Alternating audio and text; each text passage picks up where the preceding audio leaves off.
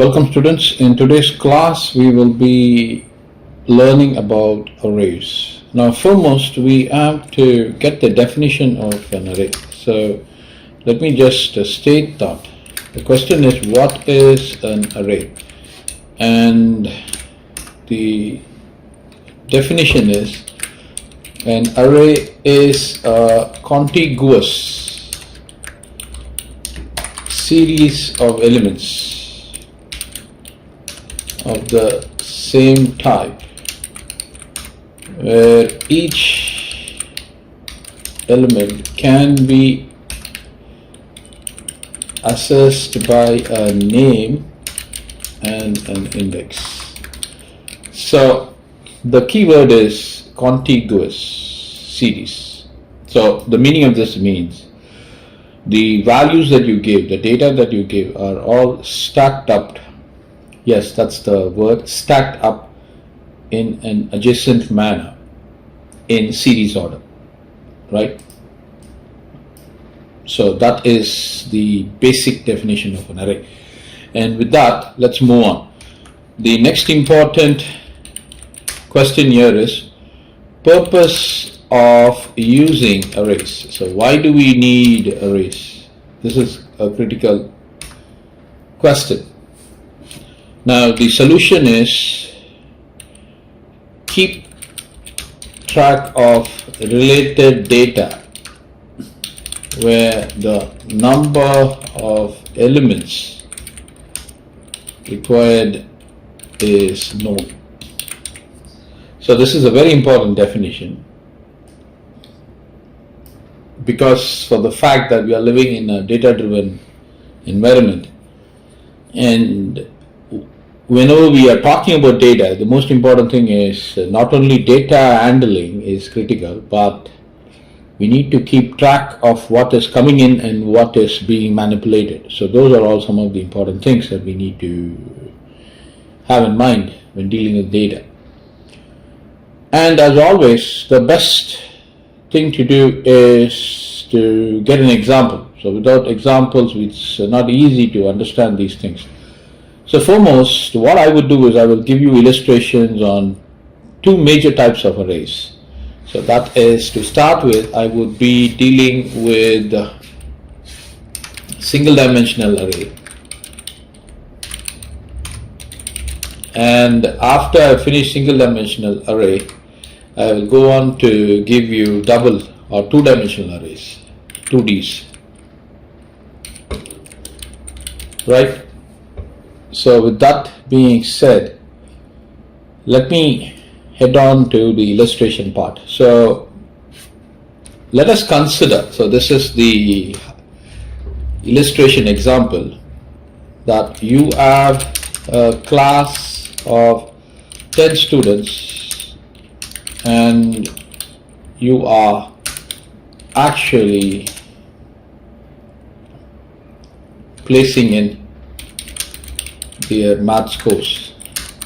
Now what you're going to do with the scores, it's up to you. There are a lot of things that can be done, but foremost let us learn how to create an array for this group of students, and then we will feed in the data, and then we will learn how to get the data, and after which we will also learn how to change the data set, right? So that is the prelude, or I would say the basic idea, the introduction for this particular program that we are going to start. So foremost, we need to start off with the include IO stream, and then using namespace std, and then the main function int main.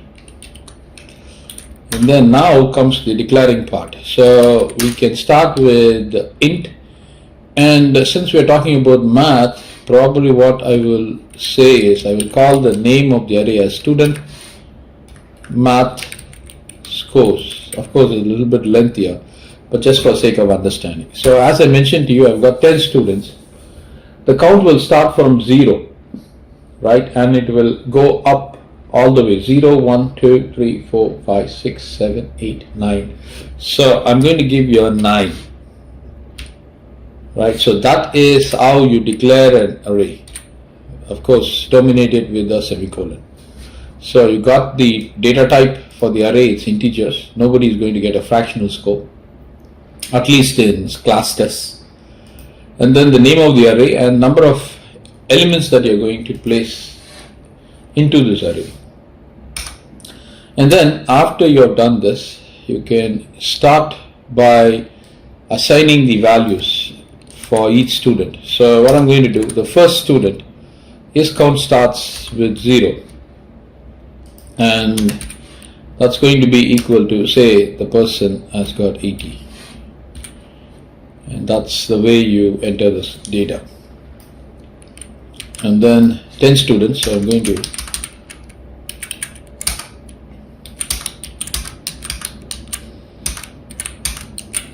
three, 6, 7, 8, 9 and 10, and we need to give the index. If we were to give the same index, we will end up with an error. So 88, this is index 2. We'll change the data later. 4, 5, 6, 7, 8, 9 and 0. Okay, we don't need this. So 70, 60, 90, 81, 60 and 40. Now, so this completes the data set, right? Now the next question comes is, how are we going to get it displayed? For that we need to use the for loop. So for int I is equal to 0, and then I is less than, now I have declared 9 there, so it has to come all the way to 9. So I'm just going to write it as 10, and let's see how it works, and then we'll make the changes. So I'm going to give a cout, and then scores of students in math.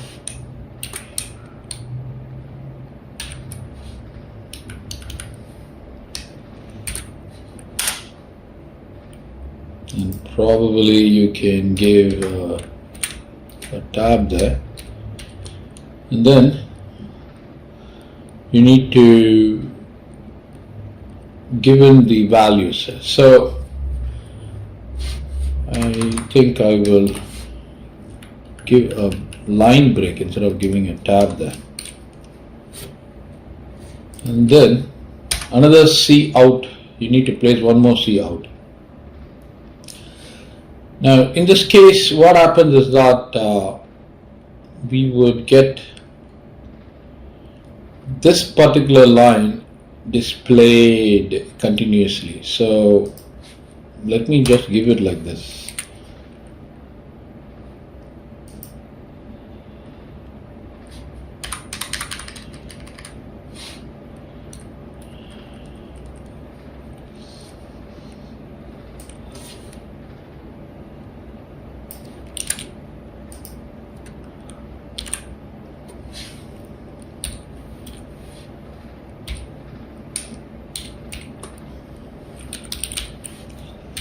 Okay, so this would be printing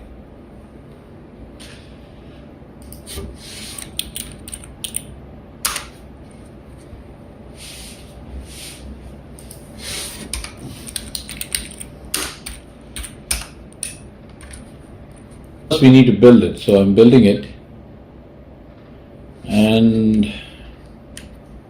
you can clearly see student scores in math the scores are displayed.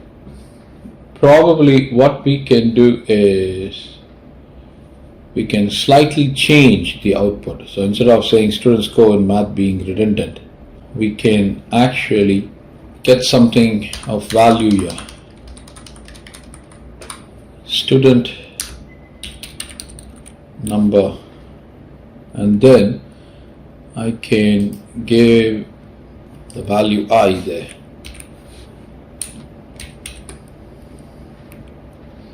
Right, so I will save it and then I will build it. So you can see from the output. So it talks about the number, student number 0. This person has got 80. Number 1 has got 88. Number 2 has got 70, and so on and so forth. So this would be the index of the marks, as well as this index is connected to the student is also. Right? The first student, second student, third student. So we're getting all of this. So 3, 6, and 10. Now the question comes here is it possible for us to perform any manipulations? Of course, you can perform any manipulations in this, and also you can change the entire data. You can do that change. Now, how am I going to do the change? Now, after I have given this, let me just give a C out. You can just start a C out here. C out. You can say the following are the scores of 10 students in math. Right, so let me just show you. Okay, so this is how the output looks. The following are the scores of 10 students in math.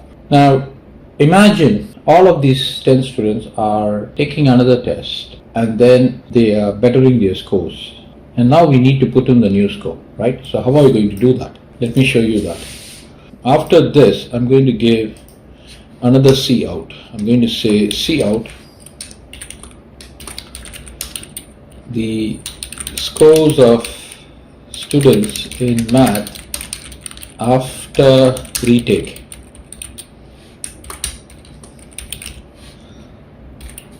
So what we are going to do is we are going to create the for loop over here. So the for loop is created, and instead of C in, so what I'm going to do, I'm going to give a C out. C out. Please enter the new scores.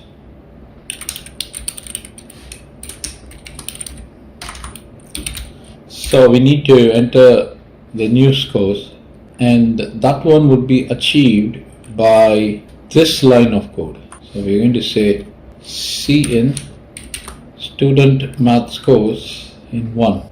So this is going to receive that. Then after receiving the math scores, we need to print them out. So I will copy this and then I will print it, and then I will take this return out.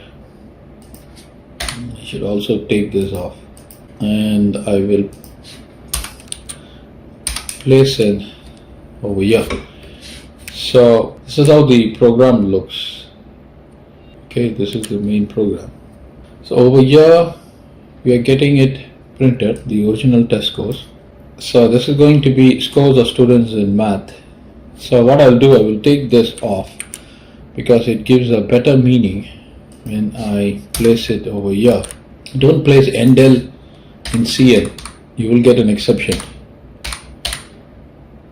Okay, so just take that endl off CN. So this looks fine. So this is the new set of scores.